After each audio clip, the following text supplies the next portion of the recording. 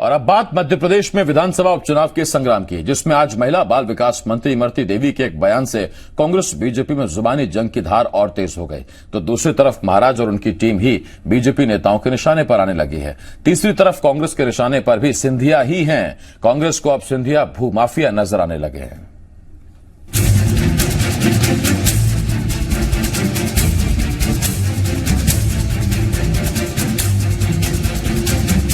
MP में होने वाले उपचुनाव से पहले सियासत में गजब तलखी देखने को मिल रही है। नेताओं को चुनाव की चिंता खाए जा रही है। एक तरफ ऐसे नेता हैं जो मंत्री तो बन गए मगर विधायकी साबित करने के लिए एड़ी चोटी का जोर लगा रहे हैं, जनता को रिझाने के चक्कर में कैसे भी बयान दे रहे हैं। तो दूसरी तरफ कुछ ऐसे नेता हैं जो अपनी पार्टी में आए नए नवेले नेताओं पर जमकर निशाना साध रहे हैं। तीसरी तरफ कांग्रेस है जो अब सिंधिया पर खुलकर हमलावर है और उन्हें भू माफिया बताने पर तुली हुई है। हर एक खबर आपको बताएंगे। सबसे पहले बात महिला बाल विकास मंत्री इमरती देवी की। डबरा में वोट मांगने पहुंची मंत्री ने कहा कि ऐसा कैसे हो सकता है कि बीजेपी की सरकार में कांग्रेस 27 की 27 सीटें ले जाए। उन्होंने यहाँ तक कह दिया कि सरकार जिस सीट के लिए कहेगी कलेक्टर जिता कर देंगे। बयान आया तो बवाल हो गया। बाद में मंत्री जी से सवाल किया गया तो गोलमोल जवाब देने लगी। 8 सीटें जीतने और उन्हें कम से कम 27 सीटें जीतने, तो आप बता दो सत्ता सरकार का आंखें मुंचे बैठी रहेगी और वे पूरी की पूरी जीत लेंगे। सत्ता सरकार का इतना बहुमत होता है कि अगर मैंने चाहे कलेक्टर से जहाँ सीट हमें चाहिए तो वो सीट मिल जाती है। नहीं, आज जो चुनाव आचार संहिता के बाद होता है, अभी चुनाव नहीं है। चुनाव आज तो अगर सरकारी प्रोग्राम होता है तो कलेक्टर एसपी को देखना पड़ता है। चुनाव जिताने की सीट दिलाने की बात आ रही है। हम कह रहे हैं हम इतने सक्षम हैं जिनको हम सरकार छोड़ के कांग्रेस को छोड़ के आए हैं। हम सभी विधायक इतने सक्षम हैं कि हम अपनी सारी सीटें जीतेंगे। हम बता रहे हैं ना, हमने कहा है कि हम चुनाव जीतेंगे और मध्य प्रदेश में भाजपा की सरकार बनेगी। सियासत में धन बल और सरकारी मशीनरी की मदद से चुनाव जीतने की कोशिश करने के आरोप पहले ही लगते रहे हैं। इमरती देवी के इस बयान ने कांग्रेस को पूरी सरकार को घेरने का मौका दे दिया, तो अब बीजेपी अपनी मंत्री का बचाव कर रही है।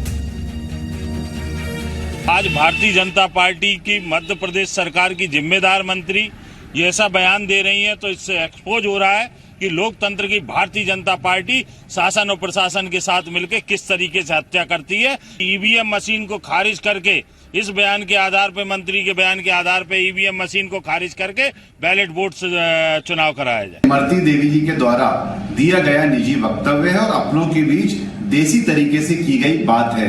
कांग्रेस पार्टी से मेरा निवेदन है कि कृपया करके जासूसी करना बंद करे और चुनाव को चुनाव की तरह लड़े। ये तो बात हुई मंत्री जी के विवादित बयान की।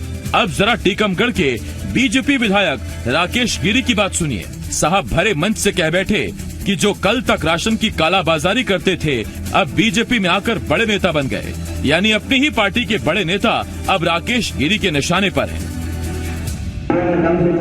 हमारी सरकार ने इस लॉकडाउन के समय में गरीबों की भरपूर मदद की और कुछ ऐसे चेहरे हैं जो कल तक कालाबाजारी करते थे, आज हमारी पार्टी में आकर वो सबसे बड़े भारतीय जनता पार्टी के नेता बन रहे हैं। बीजेपी नेता अपनों पर ही निशाना साध रहे हैं, तो दूसरी तरफ कांग्रेस सरकार और खासकर सिंधिया पर जमकर हमलावर है। कांग्रेस के नेता के मिश्रा आज प्रेस कॉन्फ्रेंस करने बैठे तो दस्तावेजों का हवाला देकर सिंधिया को बड़ा भूमाफिया बता दिया। कांग्रेस का दावा है कि सिंधिया के 21 ट्रस्ट में से सिर्फ 4 रजिस्टर्ड हैं और बाकी सब फर्जी। मिश्रा ने कलेक्टरों और सरकारों की मदद से सिंधिया पर जमीनों में हेरफेर के जमकर आरोप लगाए। तो वहीं कांग्रेस के आरोपों को बीजेपी सिरे से नकार रही है। इन 21 ट्रस्टों में कितने ट्रस्ट पंजीकृत हैं? 1968 से 2005 तक जो सिंधिया जी के परिवार और उनके घराने द्वारा संचालित किए जा रहे हैं, जिनके माध्यम से खरबों रुपयों की भूमि पर, सरकारी भूमि पर सिंधिया खानदान ने कब्जा कर अरबों रुपए कमाए हैं। 2011 को अनुविभागीय अधिकारी ने जो जानकारी भेजी उसमें सिर्फ 4 ट्रस्ट को पंजीकृत बताया है। को वो तो बकते हैं, कांग्रेस के लोग जिसको जो बकना है बकते रहे। वो गलत सिंधिया बातें कह जी रहे हैं। सब गलत बातें कह रहे हैं। EOW कांग्रेस में पार्टी मामला- पूरी गलत कह EOW में रही मामला है, दर्ज पूरी की था। पूरी गलत बात। उपचुनाव नजदीक हैं और इन्हीं चुनाव को देखते हुए नेता हर वो कोशिश कर रहे हैं जिससे अपनी पार्टी मजबूत हो और विरोधी पस्त। जनता सारी कोशिशें, कवायदें बड़े गौर से देख रही हैं। दावे बहुत हैं मगर हकीकत जनता जनार्दन ही तय करेगी। टीकमगढ़ से आरबी सिंह परमार और ग्वालियर से शैलेंद्र सिंह भदौरिया के साथ संदीप भमरकर, जी मीडिया, भोपाल।